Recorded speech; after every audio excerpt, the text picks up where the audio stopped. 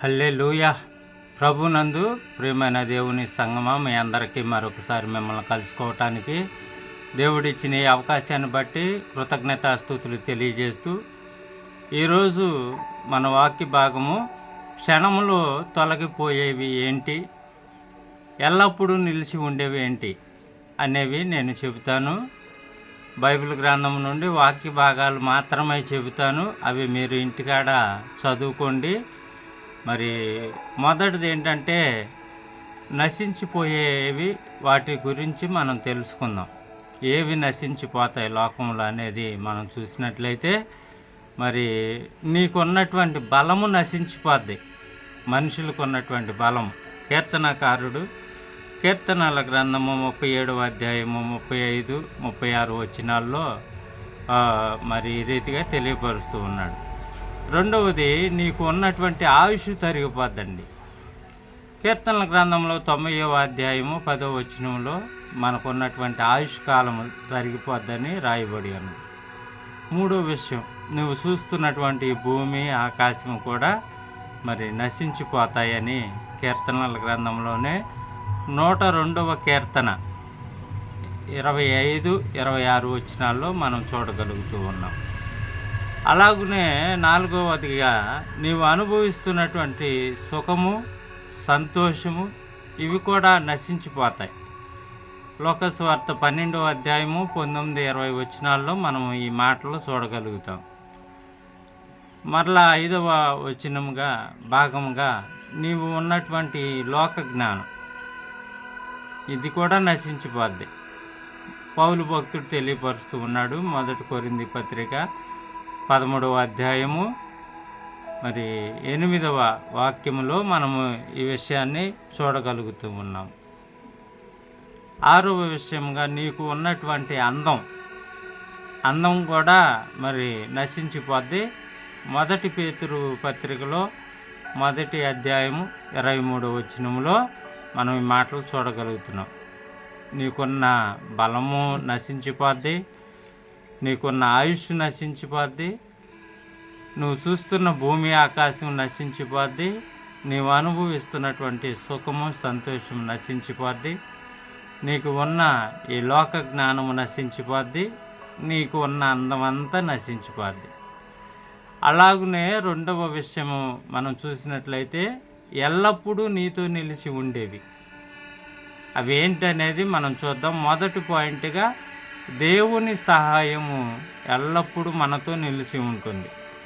1 రాజుల గ్రంథము 19వ అధ్యాయము 7, 8 వచనాల్లో దేవుని సహాయము ఎల్లప్పుడూ నిలిచి ఉంటుందని చూడగలుగుతాం. రెండవ పాయింట్గా, నీకు దేవుడు ఇచ్చు ఆహారము ఎల్లప్పుడూ నిలిచి ఉంటుంది. యోహాను సువార్త 6వ అధ్యాయము 27వ వాక్యములో ఈ మాటను మనం చూడగలుగుతాం. మూడవ పాయింట్గా, ఆత్మీయమైన దేవుని సేవలు ఎల్లప్పుడూ కూడా నిలిచే ఉంటాయి.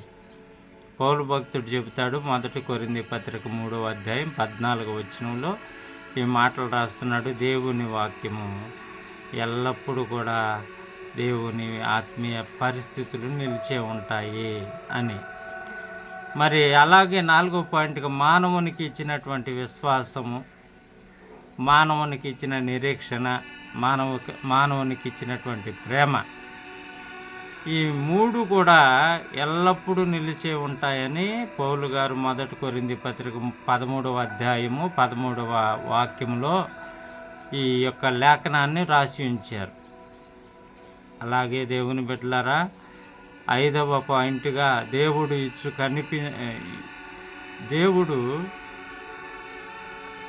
ఇచ్చేటువంటి ఆశీర్వాదం ఎప్పుడూ కూడా నిలిచి ఉంటుంది.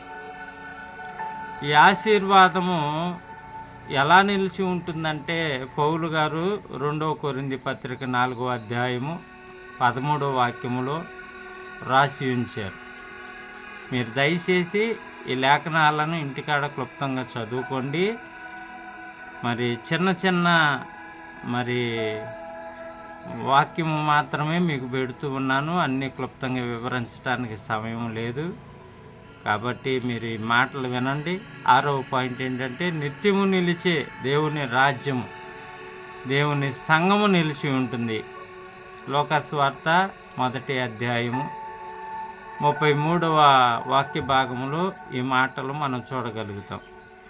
7వ పాయింట్గా దేవుని రాజ్యము, దేవుని సంఘం పరలోక రాజ్యములో కదల్చబడకోకుండా ఎల్లప్పుడూ కూడా నిలిచే ఉంటుంది అని చెప్పి హెబ్రీ పత్రిక 12వ అధ్యాయము 22వ వచనం నుండి 24వ వచనం వరకు మనం అక్కడ చూడగలుగుతాము. చివరగా 8వ అంశముగా ఎల్లప్పుడూ కూడా 8వ విషయం ఎల్లప్పుడూ కూడా ఉండేది దేవుని వాక్యమే.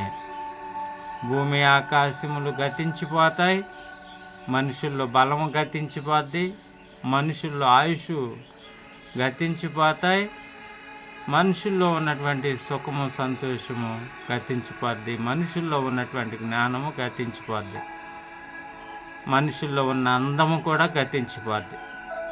ఈ లోకములో స్థిరముగా ఉండేది దేవుని సహాయము, దేవుడు మనకిచ్చిన ఆహారము, ఆత్మీయమైనటువంటి దేవుని సేవలు, మానవునికి ఇచ్చినటువంటి విశ్వాసము, నిరీక్షణ, ప్రేమ, మరి దేవుడు ఇచ్చే ఆశీర్వాదం, అలాగనే నిత్యము నిలిచే దేవుని రాజ్యము, దేవుని సంఘాలు, కదలబడకుండా పరలోక రాజ్యంలో ఉండేటువంటి దేవుని సంఘము, ఎల్లప్పుడూ దేవుడితో మనతో ఉండే దేవుని వాక్యము ఎల్లప్పుడూ నీతో నిలిచి ఉంటుంది. కాబట్టి దేవుని బిడ్డలారా, నశించిపోయేవి, క్షణములో తొలగిపోయే వాటి కొరకు మనము ప్రయాసపడద్దు. ఎల్లప్పుడూ నిలిచి ఉండే దేవుని సహాయం కొరకు మనము ఆశపడుతూ ప్రయాసపడుతూ దేవుని కొరకు కనిపెడదాం. మీరు, మీ కుటుంబము, మీ బిడ్డలు, లోకంలో ఉన్న ప్రజలందరూ క్షేమంగా ఉండాలని ప్రార్థిస్తూ మీ సేవలో దేవుని దాసులు యేసురాజు గారు.